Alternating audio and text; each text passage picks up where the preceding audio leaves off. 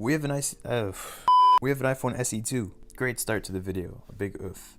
So basically, it's not looking too pretty down here. What happened was the charger got stuck and he used super glue, and of course that never works, so don't ever use super glue. But yeah, usually I would just be able to pick it out or clean it out, but because of the super glue, it just doesn't charge. Now, I can try and clean it out, but he doesn't really want me to. He just wants me to replace it, because cleaning it out, I don't think would be that effective with this one. Probably damage one of the pins too. Also, if you guys remember from my last video, we lost the iShuriken. It died, so now we have a iShuriken memorial. If you guys want to attend, it's tomorrow at 2. No, I'm just kidding. Let's fix this one up. The SE2 is a lot like the 8. They just put the Apple logo in the middle and made it a little faster.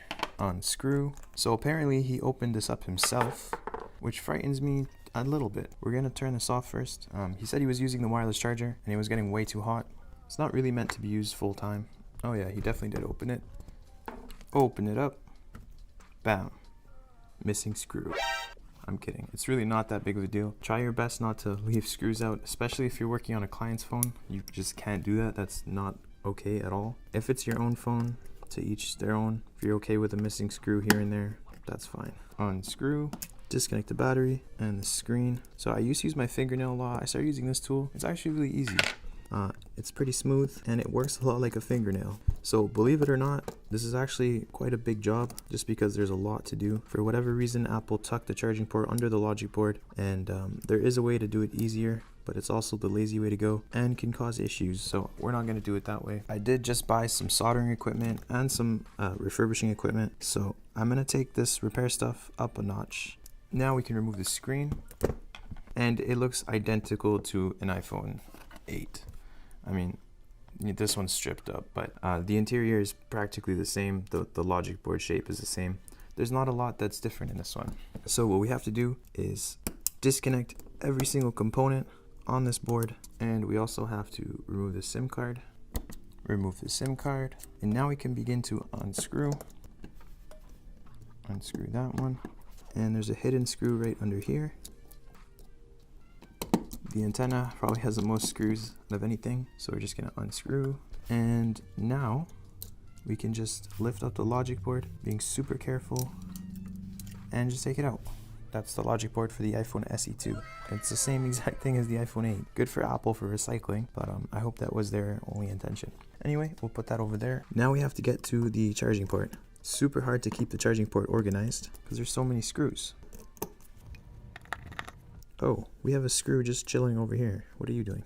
Yeah, so he definitely played around with some stuff. I prefer when people don't, but I understand when they do. It's kind of tough because I lose track of what goes where.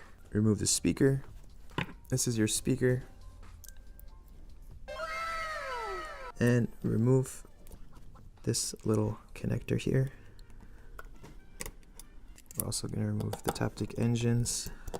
Big screw, that's your Taptic engine, and it's connected to another connector which connects to the antenna. So you don't want to forget these two bottom screws here. So now we can just kind of pull this off. It's already broken, so who cares? Beautiful, just came right off. We'll throw that over there, and we have the microphone left behind. Let's take that out. There we go, that's out of there. Now we can take our new charging port, which is actually a pull from an iPhone 8 because they use the same parts. Who would have known? Apple reusing parts? Very strange.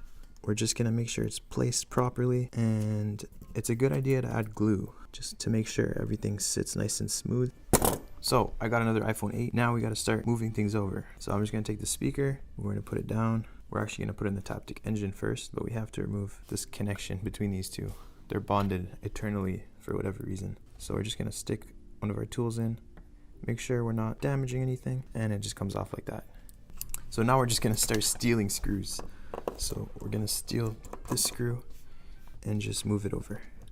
This honestly is a lot easier. Obviously, most people don't have like a stash of screws just lying around or a stash of phones lying around, but luckily I do, so I take advantage of that. Many stolen screws later.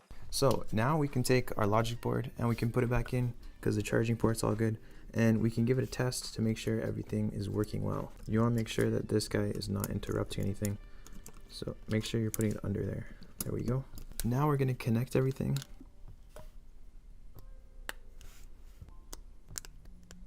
We'll connect our screen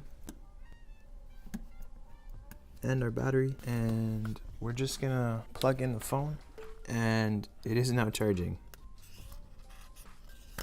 That's our new seal. We're just gonna peel it off,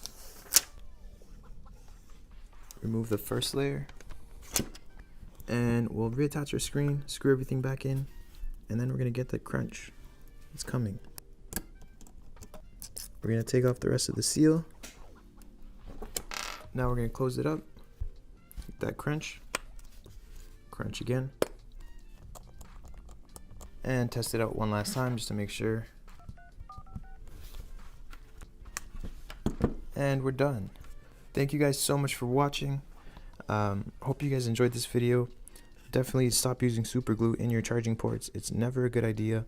Don't forget to like, subscribe, and I'll see you guys in the next one.